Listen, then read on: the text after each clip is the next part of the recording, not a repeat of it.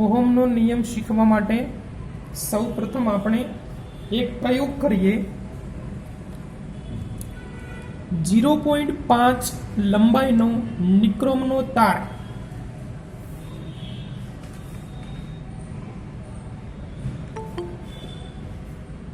Nichrome ધાતુનો તાર જેની લંબાઈ 1/2 મીટર 0.5 મીટર લંબાઈનો નિક્રોમનો તાર લેવાનો 1/2 મીટરનો એમીટર લેવામાં આવશે। એમીટર એટલે અહીંયા આપણે એમીટર લગાવવાનું, આ તાર છે એમની અંદર અહીંયા એમીટર લગાવી દો।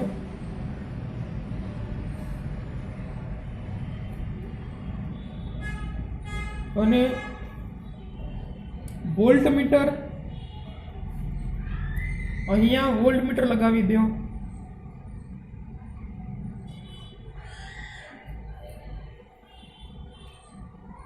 વોલ્ટેજ જાણવા માટે વોલ્ટ મીટર હોય કે આ વિદ્યુત તારની અંદર કેટલા વોલ્ટેજ છે, કેટલા વોલ્ટેજ છે તે જાણવા માટે વોલ્ટ મીટર લગાવવાનું।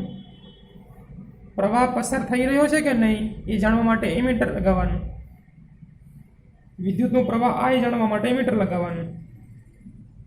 વિદ્યુત પ્રવાહ આપણને આ જાણવા મળશે અહીંયા એમીટરથી, અને વોલ્ટ મીટરથી આપણને વોલ્ટેજ જાણવા મળશે।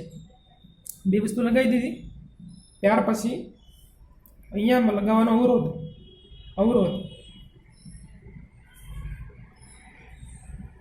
અવરોધ આર, એટલે ત્યાં બલ્બ હોય, વિદ્યુતની મોટર હોય, પંખો હોય, કંઈ પણ એમ એ બધા અવરોધ કહેવાય। એના કોઈ વિદ્યુતનું એક સાધન લગાવવાનું, એમ વિદ્યુતનું સાધન અહીંયા લગાવવાનું જેને અવરોધ કહેવામાં આવે છે, બરાબર। એ અવરોધની સંજ્ઞા આર છે। અવરોધને આપણે આર વડે દર્શાવીએ છીએ, આર વડે, એટલે કે આ બે છેડા છે એક્સ અને વાય, એ બે છેડાની વચ્ચે વિદ્યુતનો અવરોધ આર લગાવવામાં આવ્યો, વોલ્ટ મીટર લગાવવામાં આવ્યું, એમીટર લગાવવામાં આવ્યું, અને અહીંયા લગાવો કળ એટલે સ્વિચ લગાવી દીધી અહીંયા। અને ઉપરના ભાગમાં 1.5 વોલ્ટેજના 4 વિદ્યુત કોષ લગાવવાના, 1 2 3 ને 4, બરાબર। 4 વોલ્ટેજ લગાવવાના, 1 2 3 અને 4। 1.5 વોલ્ટેજના 4 વિદ્યુત કોષ એટલે બેટરી, 4 બેટરી લગાવવાની, 1.5 વોલ્ટેજની 4 બેટરી લગાવવાની। યાદ રહી ગયું એટલું? નિક્રોમનો તાર, એમીટર, વોલ્ટ મીટર અને 4 વિદ્યુત કોષ લગાવો। હવે એટલી વસ્તુ લેવાની હતી। એક વિદ્યુત કોષને જોડવાનો, કેટલા? એક જ, ઉપર ભલે 4 લીધા આપણે 4 અહીંયા, જોડવાના નથી 4 હજી। સૌ પ્રથમ કેટલા જોડવાના? એક જ જોડવાનો છે। એક વિદ્યુત કોષને જોડો, અને એમીટરનું અવલોકન આઈ નોંધો અહીંયા, એમીટરનું અવલોકન આઈ નોંધો, અને વિદ્યુત સ્થિતિમાનનો તફાવત વોલ્ટેજ વી નોંધો। અહીંયા વિદ્યુત સ્થિતિમાનનો તફાવત હતો ને જે વોલ્ટેજ વી, એ બંને વસ્તુ તમારે નોંધવાની, એટલે લખવાની આપણે કેટલું આવે છે ને એ। હવે તમારે એક વિદ્યુત કોષની બદલે 2 લગાવો, બરાબર। એક લગાવ્યું હતું ને અહીંયા, હવે ક્યાં લગાવવાના? 2 લગાવી દો, 2 કોષ લગાવી દો, અને પછી તમે એમીટરનું અવલોકન આઈ નોંધો, અને વિદ્યુત સ્થિતિમાંનો તફાવત વી નોંધો। હવે 3 વિદ્યુત કોષને જોડો, 3 વિદ્યુત કોષ છે, જુઓ આ 1 2 અને ત્રીજું, 3 વિદ્યુત કોષને જોડો, અને એમીટરનું અવલોકન આઈ નોંધો, અને વિદ્યુત સ્થિતિમાંનો તફાવત વી નોંધો।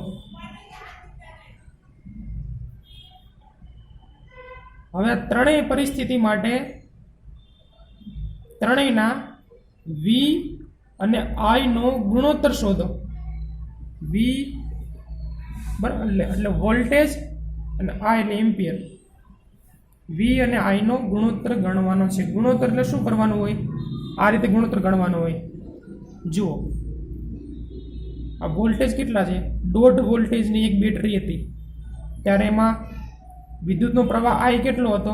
0.1 હતો. બેનો કરો ભાગાકાર એટલે એનો ગુણોત્તર કેટલો આવે? 15 આવે, કારણ કે 1.5 લખેલા છે, 0.1 લખેલા છે. 15 ભાગ્યા 1 કેટલા થાય? 15 થાય ને. હવે તમે અહીંયા 2 બેટરી લગાવી દીધી, એટલે 2 બેટરી લગાવી. 1.5 વોલ્ટેજની 2 બેટરી લગાવો એટલે 1.5 ને 1.5 3 વોલ્ટેજ થયા. વી કેટલા થયા? 3 વોલ્ટેજ થયા. અને વિદ્યુતનો પ્રવાહ આઈ કેટલો હોય? 0.2 હોય, વધી જાય એનાથી. આનો કરો ભાગાકાર, 30 ભાગ્યા 2 કરો, 15 આવે. હવે તમે બેટરી તમે 3 લગાવી, 3 બેટરી લગાવી એટલે કેટલું થાય? 1.5 ને 1.5 3 ને 1.5 4.5 વોલ્ટેજ થાય, 4.5. અને પ્રવાહ કેટલું વધી જાય એનો? 0.3 થઈ જાય. 45 ભાગ્યા 3 કરો, 15 આવે. હવે તમે 4 બેટરી લગાવો, 4 બેટરી લગાવો એટલે 1.5 4 વખત તો કેટલા થાય? 6 થાય ને. 6 થાય. 6 ભાગ્યા આ પ્રવાહ વધી જશે, 0.4 થઈ જશે. એટલે 60 ભાગ્યા 4 કરો, 15 આવે. એટલે આનો ગુણોત્તર કેવો આવે? સરખો આવે. ચલો, આટલું બધું આવડે પ્રયોગ એટલો. એક વખત પ્રયોગ આખો ફરીથી બોલી જાઉં છું હું, યાદ રાખજો. ઓહમનો નિયમ, આઈએમપી, આકૃતિ, સાધનો કયા લેવાના તે 0.5 મીટર લંબાઈનો નિક્રમનો તાર લ્યો, એમીટર, એક વોલ્ટમીટર અને 1.5 વોલ્ટેજના 4 વિદ્યુત કોષ એટલે કે 4 બેટરી લ્યો. હવે એક વિદ્યુત કોષને જોડી એમીટરનું અવલોકન આઈ નોંધો અને વિદ્યુત સ્થિતિમાંનો તફાવત વી નોંધો.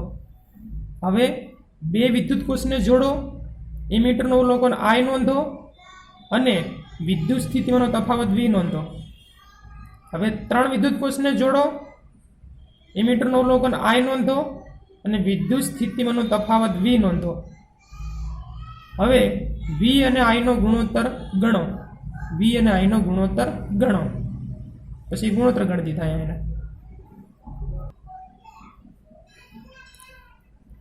તેને કોષ્ટક સ્વરૂપે રજૂ કરો. કોષ એટલે આ battery, 1 battery, 2 battery, 3 battery, 4 battery. 4 battery લગાવી છે. વિદ્યુત કોષ, 1 વિદ્યુત કોષ, 2 વિદ્યુત કોષ. પછી વોલ્ટેજ એના પેલા કેટલા હતા? 1.5 હતો, પછી 3, પછી 4.5, પછી 5 એટલે 6. પછી એનો એમાંથી વિદ્યુતનો પ્રવાહ આઈ કેટલો હતો? 0.1, 0.2, 0.3, 0.4.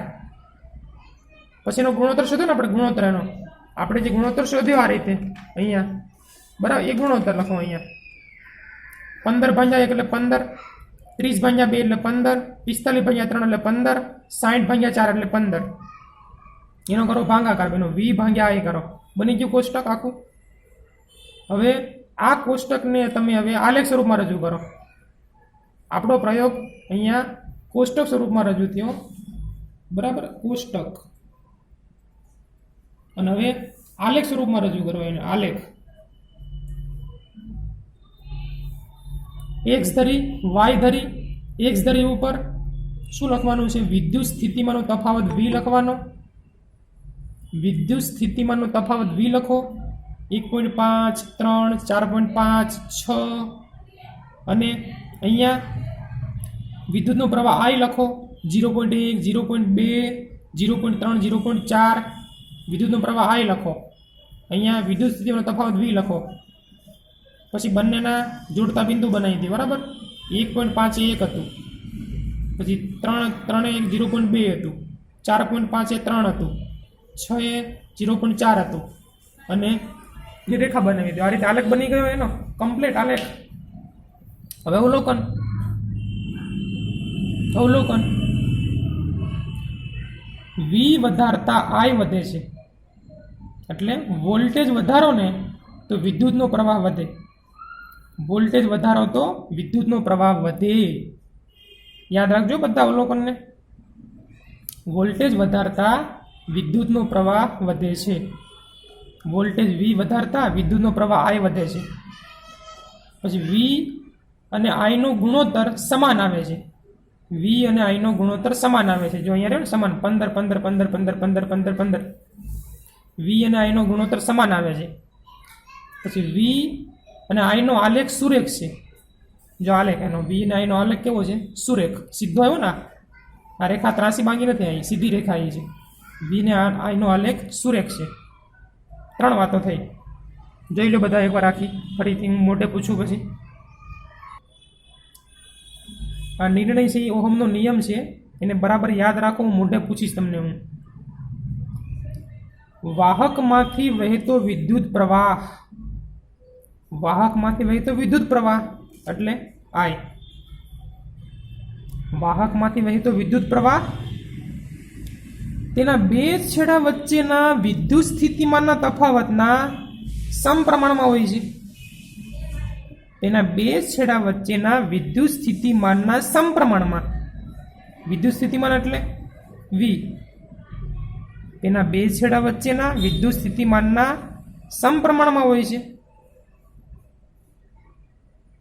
વાહકમાંથી વહેતો વિદ્યુત પ્રવાહ આઈ તેના બે છેડા વચ્ચેના વિદ્યુત સ્થિતિમાનના સમપ્રમાણમાં હોય છે. અને વી આઈનો ગુણોત્તર અચળ રહે છે. વી છેદમાં આઈ નો ગુણોત્તર અચળ રહે છે. એનો ગુણોત્તર કેવો છે? અચળ છે, બદલાતો નથી. ફરી એકવાર બોલું છું હું. વાહકમાંથી વહેતો વિદ્યુત પ્રવાહ આઈ, વાહકમાંથી વહેતો વિદ્યુત પ્રવાહ આઈ તેના બે છેડા વચ્ચેના વિદ્યુત સ્થિતિમાન ના સમપ્રમાણમાં છે. એટલે બેનું પ્રમાણ સરખું છે, આમ એના સમપ્રમાણમાં છે. અને વી છેદમાં આઈનો ગુણોત્તર અચળ રહે છે.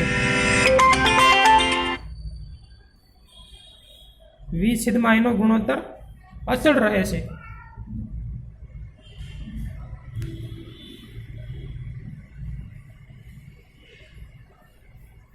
બોલો, હવે આવડશે? ચલો એકવાર જોઈ લો બધા. હજી એકવાર અહીં સામેથી આખું. ચલો આમાં અહીંયા પહેલી વાત કે આઈ ચલે છે વી. આ પહેલી વાત. આઈ ચલે છે વી. ઊંધું પણ લખી શકાય. વી ચલે છે આઈ એમ પણ લખી શકાય ને. વી ચલે છે એમ પણ લખી શકાય. બંને રીતે લખી શકાય. આઈ ચલે છે વી, વી ચલે છે આઈ. એટલે કે વી અને આઈનો, આ વી અને આઈનો તમે અચળાંક કરો. હવે વી છેદમાં આઈ બરાબર અચળાંક. હવે અચળાંક એટલે એમાં આર લેવાનો છે. અહીંયા વિદ્યુત માટે અવરોધ આવે છે. અવરોધ આવે એટલા માટે આર લેવાનો. વી છેદમાં આઈ બરાબર અચળાંક લેવાનો. વી છેદમાં આઈ બરાબર અચળાંકની જગ્યાએ શું લેવાનું? આર લેવાનો. તો સૂત્ર શું બને હવે? વી બરાબર આઈ આર. કારણ કે આ આઈ છેદમાં છે, સામે જાય તો અંશમાં આવે, ભાંગાકારમાં સામે જાય તો ગુણાકારમાં આવે. એટલે વી બરાબર આઈ આર. સૂત્ર શું બન્યું? વી બરાબર આઈ આર. આ ઓહમના નિયમ માટે સૂત્ર બની ગયું ને. ચલો ફરીથી એકવાર હજી. આઈ ચલે છે વી, વી ચલે છે આઈ. પછી વી છેદમાં આઈ લખો બરાબર અચળાંક. જે હતું એ જ હતું ને અહીંયા. વી છેદમાં આઈનો ગુણોત્તર હતો ને જે, બસ એ વી છેદમાં આઈ લખવાનો અહીંયા એમ જ. વી છેદમાં આઈ બરાબર અચળાંક. પછી વી છેદમાં આઈ બરાબર આર. એટલે વી બરાબર આઈ આર. સૂત્ર બની ગયું. તો આર એ શું છે? આર એ ધાતુના તાર માટેનો અચળ તાપમાને અચળાંક છે. અચળ તાપમાને અચળાંક છે, તેને અવરોધ કહેવાય. આરને શું કહેવાય? અવરોધ કહેવાય. આર એ ધાતુના તાર માટેનો અચળ તાપમાને અચળાંક છે, તેને અવરોધ કહેવાય. અવરોધ આર કહેવાય. જે વાહકમાંથી વહેતા વિદ્યુત ભારના વહનનો વિરોધ કરે છે. તે વાહકમાંથી વહેતા વિદ્યુત ભારના વહનનો વિરોધ કરે. આપણું બિલ શા માટે વધારે આવતું હોય? એનું કારણ છે કે આપણો જે તાર હોય ને, તાંબાનો તાર, એની અંદર ઇલેક્ટ્રોન હોય, એને અવરોધ આવે. ઇલેક્ટ્રોન દોડતા હોય તો તો એને શું થાય? અવરોધ આવે વચ્ચે. વચ્ચે પરમાણુ, અણુ એ બધાને અથડાય, એટલે એના કારણે એની સ્પીડ શું થાય? ધીમી પડી જાય. એની સ્પીડ ધીમી પડી જાય ને એના કારણે આ આપણું લાઇટ બિલ આવે છે વધારે. પણ હવે એવા તારની શોધ કરવાની છે આપણે, એવા તારની શોધ કરવી છે વૈજ્ઞાનિકોને કે અવરોધ ન આવે. અવરોધ ન આવે ને જો, તો ઇલેક્ટ્રોન હોય સ્પીડથી દોડે, ઝડપથી દોડે. ઝડપથી દોડે એટલે એના કારણે બિલ એકદમ ઓછું આવે. સમજો કે તમે તાંબાના તારના બદલે તમારા ઘરની અંદર જે બધું લાઇટ ફિટિંગ કરેલું છે, તાંબાના તારના બદલે આપણે લોખંડના તાર નાખ્યા હોય તો, લોખંડના તાર નાખ્યા હોય તો વીજળી તો ચાલુ થાય જ, લેમ્પ શરૂ થાય જ, બધું ચાલુ થાય, પંખા ચાલુ થાય. પણ તાંબા કરતાં લોખંડની અંદર અવરોધ વધારે છે. તાંબા કરતાં લોખંડમાં અવરોધ વધારે છે. તેના કારણે તેમાં બિલ વધુ આવે. ઇલેક્ટ્રોન હોય ઘસાઈને પસાર થાય, બરાબર, કારણ કે અવરોધ એનો વધારે છે એટલા માટે. એટલે બિલ આપણું વધારે આવે. ખ્યાલ આવી ગયો? અવરોધ એટલે શું? અવરોધ એને અવરોધ કહેવાય ટૂંકમાં. હવે અવરોધનો એકમ ઓહમ છે, યાદ રાખજો. અવરોધનો એસઆઈ એકમ ઓહમ છે. ઓહમની સંજ્ઞા ઓમેગા. ઓમેગા અવરોધનો એસઆઈ એકમ ઓહમ છે. ઓહમની સંજ્ઞા ઓમેગા છે, બરાબર. યાદ રહી ગયું એટલું? જોઈ લો બધા એકવાર, મોઢે પૂછું પછી કે આ વીનું સૂત્ર શું આવે? વી બરાબર સૂત્ર શું આવે? આરને શું કહેવાય? અવરોધ કહેવાય. અવરોધનો એસઆઈ એકમ કયો? ઓહમ. ઓહમની સંજ્ઞા કઈ? તો ઓમેગા. અને આરનું સૂત્ર કયું? આરનું સૂત્ર વી છેદમાં આઈ. કઈ રીતે બનાવ્યું? જો આ વી તો વી બરાબર આઈ આર હતું ને, તો આર ગુણાકારમાં છે ને, આ આઈને સામે લઈ જાઓ, આઈને સામે લઈ જાઓ, ભાગાકાર થાય ને, એટલે આર બરાબર વી છેદમાં આઈ. આર બરાબર વી છેદમાં આઈ. આ છેદમાં આવી જાય એટલે આર બરાબર વી છેદમાં આઈ. આ રીતે સૂત્ર બને એનું અવરોધનું. ચલો આટલી વસ્તુ જોઈ લો એકવાર ફરીથી બધા. હવે આપણે અવરોધનો એકમ ઓહમ છે, બરાબર. તો ઓહમની વ્યાખ્યા આપો. ઓહમની વ્યાખ્યા અથવા પરિસમ પૂછાય એવું ખાસ ધ્યાન રાખજો. અવરોધના એકમની વ્યાખ્યા આપો. અવરોધના એકમની વ્યાખ્યા આપો. તો આપણને ખબર હોવી જોઈએ કે એનો એકમ ઓહમ છે. ઓહમની વ્યાખ્યા.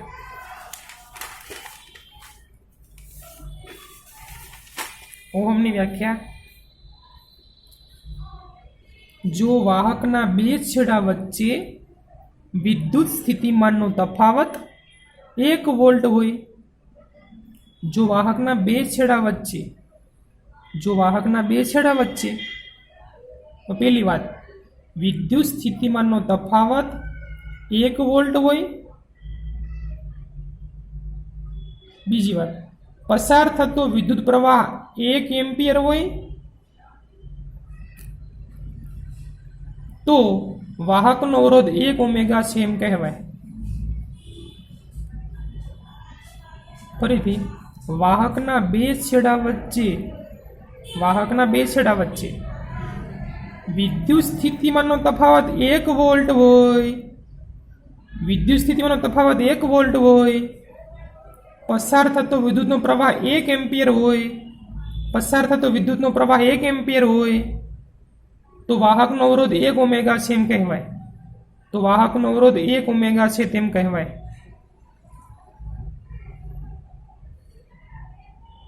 આપણે વ્યાખ્યા આપી, તમે બધા એકવાર જોઈ લો જે આખી વ્યાખ્યા, પછી હું આગળ તમને પૂછું મોઢે હું. વિદ્યુત પ્રવાહ I બરાબર V upon R. પછી આને આપણે બે રીતે કહી શકીએ આપણે કે I બરાબર V કહી શકીએ ને, I બરાબર V એવું કહી શકાય. અથવા શું કહી શકાય? I બરાબર 1 upon R કહી શકાય, બરાબર. I બરાબર 1 upon R પણ કહી શકાય. બંને રીતે કહી શકાય આપણે. I બરાબર V, I બરાબર 1 upon R.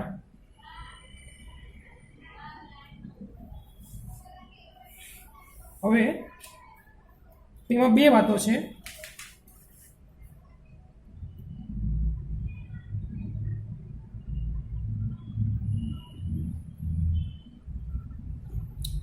પહેલી વાત કે વિદ્યુત સ્થિતિમાનનો તફાવત બમણો કરવામાં આવે તો વિદ્યુતનો પ્રવાહ I બમણો થાય. વિદ્યુત સ્થિતિમાનનો તફાવત બમણો કરવામાં આવે તો વિદ્યુતનો પ્રવાહ I બમણો થાય. અને વિદ્યુત સ્થિતિમાનનો તફાવત V અડધો કરવામાં આવે તો વિદ્યુતનો પ્રવાહ અડધો થાય. યાદ રહી ગયું? હજી એકવાર બોલું છું, પછી હું મોઢે પૂછીશું. આ વિદ્યુત સ્થિતિમાનનો તફાવત બમણો કરો તો વિદ્યુતનો પ્રવાહ બમણો થાય. વિદ્યુત સ્થિતિમાનનો તફાવત અડધો કરો તો વિદ્યુતનો પ્રવાહ અડધો થાય. હવે અવરોધ બમણો કરતા અવરોધ હોય ને એ બમણો કરવામાં આવે તો વિદ્યુત પ્રવાહ અડધો થાય. અવરોધ બમણો કરવામાં આવે ને તો વિદ્યુતનો પ્રવાહ અડધો થાય. અને અવરોધને અડધો કરવામાં આવે તો વિદ્યુતનો પ્રવાહ બમણો થાય. ફરી એકવાર બોલું, અવરોધ બમણો કરવામાં આવે તો વિદ્યુતનો પ્રવાહ અડધો થાય. કઈ રીતે આવ્યું આ વાક્ય? અહીંથી એવું જો છે ને, એક દુતિયાંશ લખ્યું છે કે નહીં, એટલા માટે કે R બમણો કરો, તમે R બમણો કરો તો વિદ્યુતનો પ્રવાહ I અડધો થાય. R બમણો કરવામાં આવે તો વિદ્યુતનો પ્રવાહ I અડધો થાય. અને R ને અડધો કરવામાં આવે, R ને જો અડધો કરવામાં આવે તો વિદ્યુતનો પ્રવાહ I હોય તે બમણો થાય.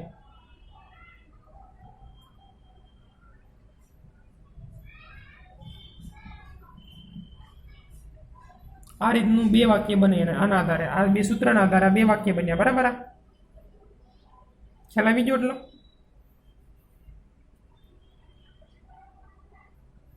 એટલે આ રીતે એવું કહી શકાય. આ રીતે આમ આના ઉપરથી આપણે બે બાબતો શીખી શકીએ. આપણે બે બાબતો શીખી શકીએ આપણે. પહેલી વાત, એ વાહકના બે છેડા વચ્ચે વિદ્યુત સ્થિતિમાનનો તફાવત વિદ્યુત પ્રવાહનું મૂલ્ય હોય ને એ બે વાત ઉપર આધાર રાખે છે. વિદ્યુત પ્રવાહનું મૂલ્ય બે બાબત ઉપર આધાર રાખે છે. પહેલી વાત કઈ કે વાહકના બે છેડા વચ્ચે વિદ્યુત સ્થિતિમાનનો તફાવત, વાહકના બે છેડા વચ્ચે વિદ્યુત સ્થિતિમાનનો તફાવત. અને બીજી વાત કે વાહકનો અવરોધ. આ બંને ઉપર આધાર રાખે છે. જોયું ને, આ બંને ઉપર આધાર રાખે. પહેલી વાત વિદ્યુત સ્થિતિનો તફાવત ઉપર આધાર રાખે અને બીજું અવરોધ ઉપર આધાર રાખે. આ બે વાતો ઉપર આધાર રાખે. શું? વિદ્યુત પ્રવાહનું મૂલ્ય I. વિદ્યુત પ્રવાહનું મૂલ્ય I હોય ને એ બે વાતો ઉપર આધાર રાખે. એક તો વિદ્યુત સ્થિતિમાનનો તફાવત અને બીજું અવરોધ R. આ બંને વાતો ઉપર આધાર રાખે છે.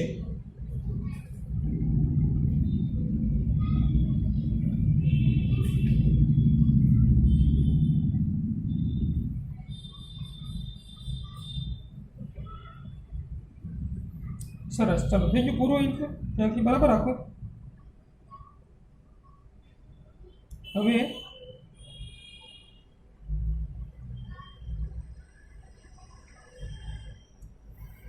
વાહકમાં અવરોધ આવવાનું કારણ આપણે નવો પ્રશ્ન સમજી લઈએ. નવો એક પ્રશ્ન છેલ્લો. વાહકમાં અવરોધ આવવાનું કારણ.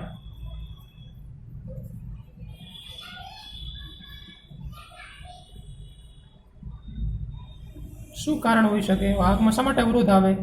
એનું શું કારણ હોય? તો વાહકમાં વિદ્યુત પ્રવાહના વહન માટે મુક્ત ઇલેક્ટ્રોન્સ જવાબદાર છે. કોઈ પણ વાહક તાર હોય, આ રીતે વાહક તાર, એ વાહક તારની અંદર આ વાહકનો તાર છે, મેં થોડો જાડો દોરી દીધો છે, બાકી હોય પાતળો, પણ એ તારની અંદર મુક્ત ઇલેક્ટ્રોન હોય ને તો તેમાંથી વિદ્યુત પ્રવાહનું વહન થાય. શું હોય તો મુક્ત ઇલેક્ટ્રોન હોય તો વહન થાય. અને એ શેમાં હોય? ધાતુની અંદર હોય. ધાતુ, સોનું, ચાંદી, લોખંડ, તાંબુ, પિત્તળ બધી ધાતુઓ છે, એમાં કરંટ આવે. આપણને એમાં કરંટ આવે ને, એમાં વિદ્યુતનું વહન થાય, કારણ કે એમાં મુક્ત ઇલેક્ટ્રોન્સ આવેલા છે. આ મુક્ત ઇલેક્ટ્રોન્સ જ્યારે ગતિ કરતા હોય ત્યારે તેની વચ્ચે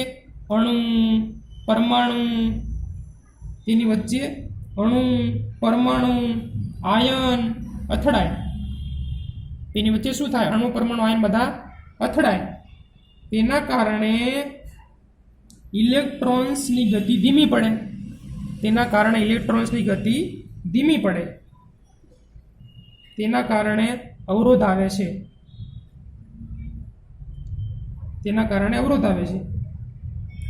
આ અવરોધ હોય ને, વિદ્યુત પ્રવાહનો વિરોધ કરે છે. વાહકમાં વિદ્યુત પ્રવાહનો વિરોધ થાય. વાહકની અંદર વિદ્યુત પ્રવાહ હોય ને, એનો શું થાય? વિરોધ થાય. એટલા માટે એને અવરોધ કહેવાય. હમણાં વાત કરી હતી ને મેં તમને કે તાંબુ, એલ્યુમિનિયમ છે ને, એ બધા સુવાહક છે. એમાં સારામાં સારું વહન થાય છે એમાં વિદ્યુતનું. જ્યારે લોખંડ તો ભલે સુવાહક હોય, પણ એના કોઈ તાર લગાવતા નથી, બરાબર? નકર સસ્તા હોય લોખંડના તાર. તો લોખંડ તો તાંબા કરતાં સસ્તું હોય, છતાં પણ લોખંડના તાર ઘરમાં કોઈ નાખે છે ઇલેક્ટ્રિક ફિટિંગમાં? ના. એટલે તાંબુ, એલ્યુમિનિયમ છે ને, એ સારા સુવાહક છે. સુવાહક તો છે, પણ કેવા સારા સુવાહકો છે. તેમાં અવરોધ ઓછો આવે છે, બીજા કરતાં ઓછો આવે, બીજી ધાતુ કરતાં ઓછો આવે છે.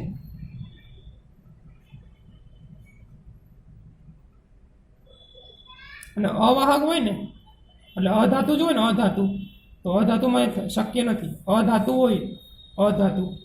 તો અધાતુની અંદર મુક્ત ઇલેક્ટ્રોન્સ હોતા નથી, એટલે વિદ્યુતના પ્રવાહનું વહન થતું નથી. તેની અંદર અવરોધ બહુ મોટો હોય. કેવો હોય? અધાતુમાં અવરોધ કેવો? મોટો. અધાતુમાં અવરોધ કેવો? ખૂબ મોટો હોય. તેથી વિદ્યુતનું વહન થઈ શકતું નથી. પુસ્તક હોય તો એમાં 203 પેજ ઉપર તમારે જોવાનું છે. પુસ્તક આખું તમારે જોવાનું છે. વિદ્યુત કોષની સંજ્ઞા કેવી હોય? વિદ્યુત કોષની સંજ્ઞા, બરાબર? એટલે વિદ્યુત કોષ એટલે બેટરી, સેલ. એની સંજ્ઞા આ રીતની એક હોય ને તો, અને એક સાથે 3-4 હોય તો જો નીચેનું ચિત્ર જુઓ તમે. પરીક્ષામાં વિકલ્પમાં પ્રશ્ન પૂછાય એટલે યાદ રાખવાની સંજ્ઞા, બરાબર? આ વિકલ્પની અંદર પ્રશ્ન પૂછાય તો આ તમને આવડી જવી જોઈએ સંજ્ઞાઓ એની. બેટરીની સંખ્યા, એક કરતાં વધારે બેટરી હોય, વિદ્યુત કોષનું સંયોજન. ત્રીજું, જે સ્વિચ હોય, ખુલ્લી સ્વિચ કેવી હોય તમે જુઓ, વચ્ચે ટપકું કરેલ નથી. અને બંધ સ્વિચ કેવી હોય તમે જુઓ, વચ્ચે ટપકું કરેલું છે. તારનું જોડાણ કેવી રીતે કરવામાં આવે, એનું આ બધા સંજ્ઞાઓ છે. આ બરાબર, તારનું જોડાણનું ચિહ્ન. પછી જોડાણ વગર એકબીજાને પસાર કરતા તાર, એકબીજા જોડાયેલા નથી પણ એની ઉપરથી તાર બીજો નીકળતો હોય તો એનું ચિત્ર તમે જુઓ. વિદ્યુતનું બલ્બનું ચિત્ર જુઓ તમે. વિદ્યુતનું બલ્બ 2 ચિત્ર છે એમાં તમે, એમાં પહેલું ચિત્ર તમારે ખાસ યાદ રાખવાનું, વિદ્યુત બલ્બ. અને આર અવરોધનું ચિત્ર જુઓ તમે. અવરોધનું ચિત્ર તમે જોઈ શકો, સંજ્ઞા એની, અવરોધની સંજ્ઞા. ત્યાર પછી ચલિત અવરોધ હોય તો, એટલે અવરોધને બદલી શકાય. અવરોધને આપણે બદલી શકીએ તો શું કરવાનું? એના પર તીર લગાવવાનું, એટલે કે આ અવરોધ ચલિત છે, એટલે કે તે બદલી શકાય તેવો અવરોધ છે. એમીટર માટે એ અને વોલ્ટમીટર માટે વી. આ રીતની 11 સંજ્ઞાઓ છે જે તમારે નોટબુકની અંદર સંજ્ઞાઓને દોરવાની. ચલો, આજનું લેસન શું તમને હું કહી દઉં, બરાબર? પેલું લેસન તો એ કે આ સંજ્ઞાઓ તમારે દોરવાની, આ લખીને પ્રમાણે. આ કોષ્ટક 12.1 આખું નોટબુકમાં તમારે બનાવવાનું.